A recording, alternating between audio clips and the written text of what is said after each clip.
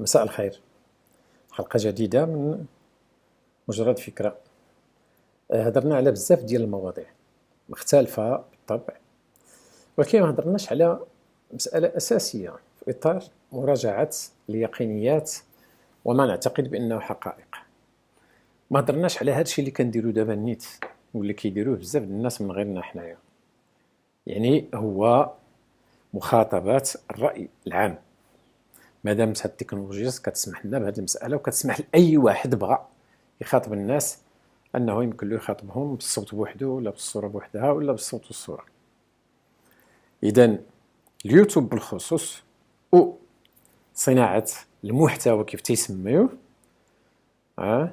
اللي خلات واحد العدد ديال الناس يوليو بين مزدوجتين مؤثرين، هذا واقع، سواء بفنهم أو بمعرفتهم أو بنصائحهم أو بخبرتهم أو بحتى حاجة من هذا الشيء كامل.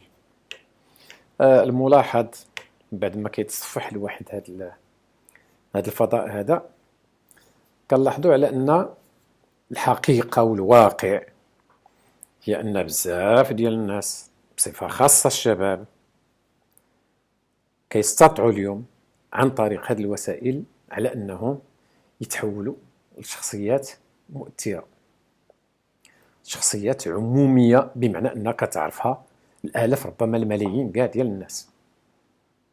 ولكن مع الأسف الشديد بحال اللي كنقولوا على التلفزيون وتيقولوا لنا المسؤولين ديالهم فاش كنتقدوا كنهضروا كنحللوا كنناقشوا معهم، وبحال اللي المصريين اخترعوا من شحال اليوم قبل ما يخلق كاع الجيل اليوم اللي هو كيتسمى اليوم مؤثر، الجمهور عاوز كده. كانوا المصريين كيديروا افلام بايخه لكن كتنجح في السوق مزيان. فاش كتقول للمنتج المخرج اش كدير، راه هذا الشيء عنده علاقه ببناء العقليات والسلوك والاختيارات والمواقف والاذواق ديال الاجيال المقبله. تيقول لك الجمهور عاوز كده، يعني السوق باغيه هكا. كيف السوق؟ بمعنى على انه فاش كنجي ندير شي حاجه باش نروجها، وباقي هذوك الناس بعدا كانوا كيخسروا الفلوس، كيخسروا الملايين باش ينتجوا افلام ولا مسلسلات، خصهم يردوا فلوسهم. فاش كيديروا شي حاجه اللي بين قوسين راقيه مستواها عالي، ما كتدخلش حتى فلوسها، كيخسروا، كيرجعوا يديروا حوايج بايخين. وهي في الحقيقه راه ما كاينش غير اما دير البايخ ولا دير الواعر والمعقد، ولا كيتطلب مستوى فكري وتربوي راقي، لان ماشي الناس كلها عطاتها الوقت انها تلقى تربيه راقيه وتكون تكوين رزين ومتين وعميق. كاين بين هذا وهذا. اليوم البنادم اللي هو محترف، اللي هو فنان، اللي هو معلم، ولكن هاد التمعلميت وهذا الفن وهذا الاحتراف راه كيتكتسب بالتعرق، وتفيق بكري وتقرا وتجتهد وتثابر وتقلب وتكون فضولي. ماشي ضروري تمشي للمدارس الغاليه ولا تمشي للجامعات الغاليين ولا لشي حوايج اللي واعرين، بحال اللي بزاف الناس كيعتقدوا على ان الا ما مشاش لمدرسه غاليه وخاصه راه ما يقراش واعر، وبحال اللي كيعتقد على انه الا ما شرا شيء لباس رياضي وسبرديله رياضيه غاليه وتقيد في شي صال واعره راه ما يقدرش يدير الرياضه. هذه كلها افكار خاطئه تماما كاع بشكل نهائي. كيمكننا اليوم نصنعوا انتاجات، فيلم، مسرحيه، مسلسل، سكتش، سيت كوم ومحتوى في اليوتيوب اللي في نفس الوقت يكون في متناول الجميع ولكن جدي. اما باش ما دير والو وتجلس غير تنقز وتشطح وتلبس واحد اللباس ودير شي اغراء معين وتمشي لشي ميادين اللي كتستغل فيهم الجهل والاميه، قله الخبره وانتشار تفاهه، وتكسب الالاف وربما مئات الالاف، ماشي حتى عشرات الالاف وحتى الملايين، باش ما تخسر والو وتدخل انت الفلوس وتدخل فلوس كبار.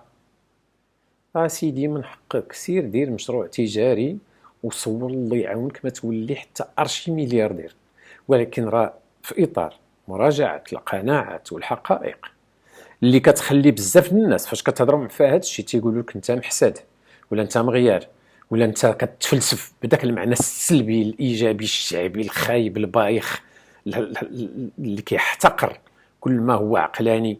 وبنادم راه قابض في يدو ديك الساعه، ولا ناعس في الطبيب، ولا غادي يدوز سكانر، ولا قابض في يدو سمارت فون، ولا كيسوق مرسيدس، وكينسى بان ديك العقلانيه اللي كيحتقر وداك التفلسف راه هي اللي نجات له داكشي باش كيتبرع هو، وباش كيداوي عينيه وصحته ويصيفط مول للحج ويركب في الطياره ويشري الطوموبيل ويتفرج ويعرف العالم كله بين يدو هنا، ويعرف شنو كيوقع هنا وهنا وهنا، ولكن هو كيتعامل تعامل ديال الحضيض، وكيستغل داكشي اللي نتجاتو قرون ديال البحث العلمي والاجتهاد والتضحيات الكبرى وسهر الليالي، وكيستغلو هو باش يضحك على ناس اللي الاوضاع خلاتهم ما يكونوش واعيين وما يكونوش فاهمين وما عندهمش حد ادنى ديال الثقافه وديال القدره على التحليل والنقد، باش يصور الفلوس بتفاهه وبخساسه وبفراغ.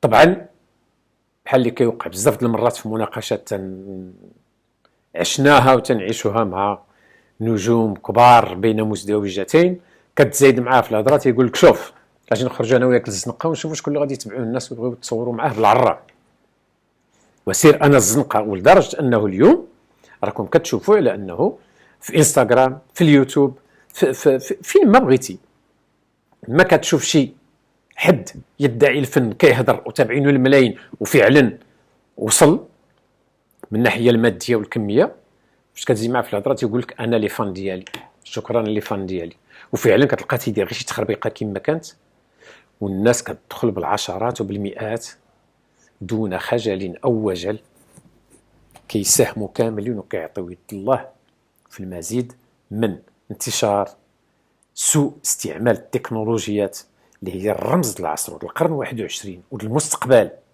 وبناء الازدهار والتقدم والعقلانيه والسلوك المدني المقد من اجل تكريس التفاهه والرداءه التخلف والشعوذه وكل ما ليس يليق بجمال بلدنا وبتاريخه العريق وبتاج الظروف الحضاره وفي التاريخ، في الوقت اللي جهات كبيره في البلاد كدابز باش تعطي صوره راقيه ونقيه.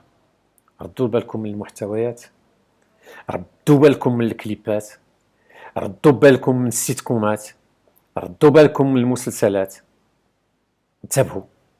أصالة البلاد، العمق ديال تاريخها، العمق ثقافتها، طيبوبة المغربي، تاريخ الفكر المغربي، تاريخ العبقرية المغربية، كله في الميزان مع هذه الأدوات دابا اللي كتغذي كل دار وكل عقل وكل ذهن وكل مراهق، كل شاب وكل شابة. غير طرحوا السؤال، مجرد فكرة، كاع داكشي اللي كيبان لكم سهل وزوين ولذيذ ولكن انتبهوا لأنه عابر، غير قلبوا مزيان فيه، طرحوا عليه السؤال، عيدوا فيه النظر إلى مجرد فكرة أخرى. مع السلامة.